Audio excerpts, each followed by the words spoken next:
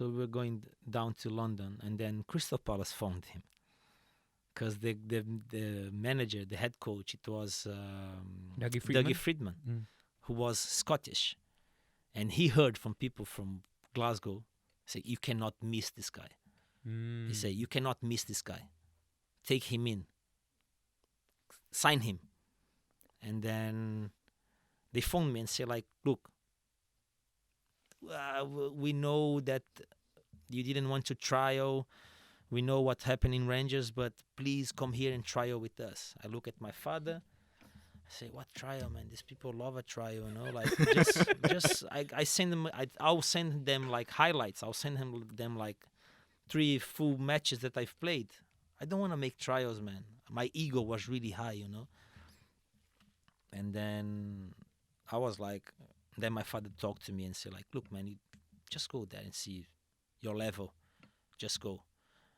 And then 2 training sessions with Palace. After the first one, they were like, "Yeah, we're gonna sign you." And after the second one, they just put the contract on the table.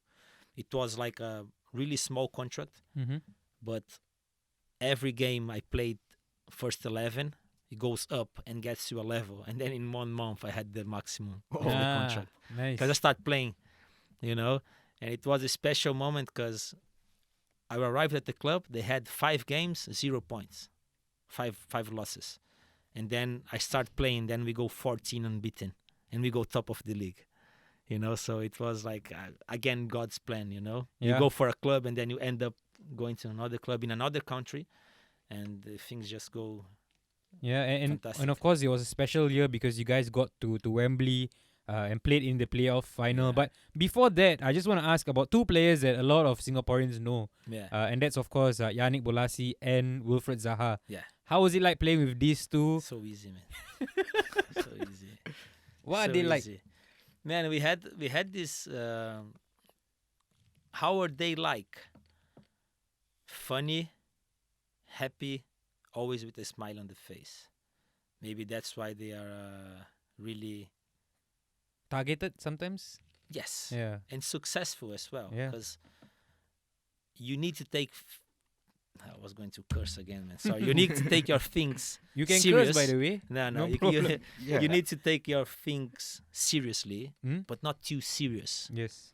You know, these guys, they always come inside the dressing room like joking, music loud, and then you see like this, Jesus Christ. You see they were built different, especially Zaha. Especially we call him Wilf. Especially Wilf. He was built different, man. You know, like in the training grounds, like his attitude is not arrogant, but like I know what I'm capable of. You know, like Ronaldo style. But not with the words, with actions. You know, like you look at him and you see the confidence. He's just like confident, man. You look at him and like, this guy, Jesus Christ, man. I got there and like, who is this guy? You know, like, come on, man. Who is this guy? And then I see the first training session. I'm like, okay, who are you? You know, like he was 18 years old, I guess, when I got there. And then, man, the team was like me as a number 10. And then Yannick Bolasie on the right wing, Zaha in the left wing, and then in front of us was Glenn Murray, who scored 38 goals in the league, man. It's ridiculous. 36 or 38. The guy was scoring goals for fun, you know. It was so easy. Like, you just put the ball in the space. Zaha and Bolasie was just like, I don't know, man. They were like fast, you know, like so fast. The pace, the confidence, and everything. Just like, we had the best team on the league. No, not by far, but we had the best group. You know, that's what make you champion. That's what take you along. Because alone you go faster, isn't it? Alone you go faster anywhere you go, but with a group, you reach much more miles. You know, in a group. So our group was really strong, and we had a great fling over there. So yeah. I want to ask about one player. Like, I think most Asian fans would know as well. Mile Jedinek. Like, Man, that guy. how great was he? He was like a robot, like a machine. That guy was a machine. He was like the size of that door over there, man. He's like fantastic guy, because I've played against him. The funny fact, I played against him in Turkey. So we knew each other from Turkey. And when I got to the club, he was the club captain. So he knew me very well. And that's another thing. When I got to the club, he already told people who I was. You know what I mean? Yeah. So people respected me when I got there. Like, as a trial, even though as a trial, they respected me a lot. They were like, okay, let's have a look on this guy. And then they did 1 session, 2 sessions, okay, signed the contract. And then I was home because the team captain, like, Welcomed you. yes, welcomed me. So I felt home straight away. And he was fantastic, man, as a leader, as a football player as well. But as a leader, like, knows when to charge, knows when to curse, knows when to fight, but knows when he needs to just take it easy. You know what I mean? Like, in the hard worker in the dressing room was Mili. You get there, the training 9 o'clock, you get to the club, I don't know, 6:30, he would be there. What? Yeah. That's yeah, pretty insane, man. Yeah, and then you leave the club 12, he's still there doing something in the gym or whatsoever.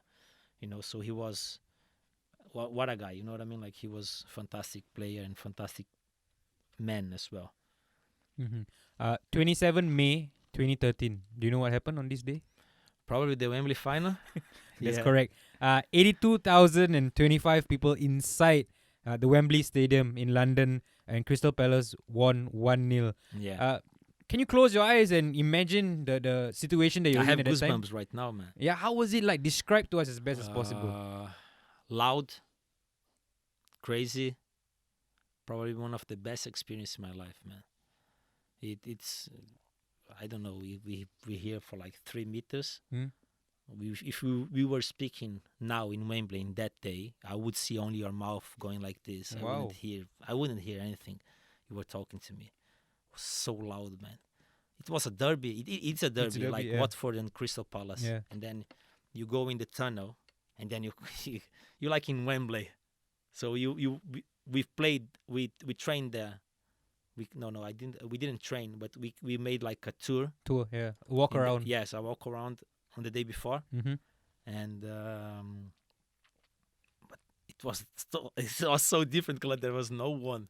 And then when you go in the tunnel to get in the pitch, and then you see a line, all yellows here, and here all blue and red, and like people shouting and everybody. It was amazing, man. It was. I'm not sure if it was the best moment of my life, but probably one of the best moments in my life. Career-wise, yeah. Man, playing in Wembley for 82,000 people, being champion as well. It's not only playing there; it's really playing. This time I was in the final. I was playing. Yeah. And then. It's special, man. Really, really special. I get goosebumps when you talk about it as well. And you look at the players involved in the game. On the opposition side, you had Troy Deeney, who went on to make a good career in the English league. And of course, the opposition manager was Gianfranco Zola. Yeah. But I want to talk about your manager, Ian Holloway. Yeah. He of course took over from Dougie Freedman midway through the season or the next. How was he like? And was he the reason you left the club? Yeah. What happened? I don't like to talk about him. You don't like to talk about him? I mean, he did something really wrong with me, because I think me, I'm a eye-to-eye guy. If I shake your hand, if I say you something, in a way, I will do it what I told you. I have my word. I have my honor. My honor. So he did something really wrong with me. Do I? Yeah, I mean, I was gonna say, do I keep it in my chest? I do, but I'm not. You know what I mean? Like, it was really wrong what he did with me, because we've been champion, and then they offered me a 3 years deal more, and I say okay. They say okay, go to Brazil, and then when you come back 2 days before the season starts, we sign the contract, and then you go. And then okay, I have holidays in Brazil, and when I come back 2 days before. I got there to the club, and then, Ian Holloway wants to speak with you. I say, okay. I go to his office, and he tells me like, "Oh, look, Andre, I'm gonna be sincere with you, man. I had a dream last night. I had a dream." He told me, "I had a dream, and in my dream, you weren't happy. You weren't happy here in Crystal Palace, man. You were not gonna be happy this year. Yo, that's cap, man. That's That's cap. That's why I'm gonna let you go." So what was your reaction? I was laughing. Yeah, I think I would be laughing This guy's shitting with me. This guy's joking. I took as a joke, because he was a joker. You know, he loved to make, and I started laughing. And then I realized when I was in his office, I say, I just crossed the player. It was what's his name, man? He signed the same day he released me for the last spot, because everybody had contract. Mm. He played. He scored goals. It's What nationality was he? I think he's English. Anyway, I remember afterwards. Mm-hmm. And then he told me that, man, that I wasn't in his dream. I wasn't happy in Crystal Palace, and he let me go. And I didn't know what to do, man. I left his room, and I was so surprised. I had no reaction, and I phoned Michael, my agent, and he started laughing. He also think it was a joke, that I was joking with him. He thought like, oh, he's phoning me to training and stuff. But I wasn't, man. It was a shock, really shock. I mean, if you come to me, man, and say like, look, I've made my team. I don't see you fitting. I don't see you playing. But don't come to me and say like, I had the dream and you wasn't happy here. You know what I mean? Like, I just left my country. I just left my family. I left everybody behind me, man. This is my dream. He took that from me. But anyway, man, I mean, no hard feelings from Palace. Mm-hmm. They did what they could. The chairman phoned me like straight away and said like, I didn't know. I'm so sorry. It's a hard one to take, but even though, man, life keeps moving, you know. I have no hard feelings from Palace, but from Ian Holloway, yes. Unfortunately, he wasn't a man. Mm. What he did with me, you cannot do with people. Yeah, and sorry, were you referring to Dwight Gale? Dwight Gale, yes, Dwight Gale. Wonderful player, man. Mm. Good player. He scored lots of goals in that season, yeah. in this season as well. But I mean, life, it is what it is. You know, like, he chose that player. He made good for himself as well. It's okay, but I wasn't expecting that.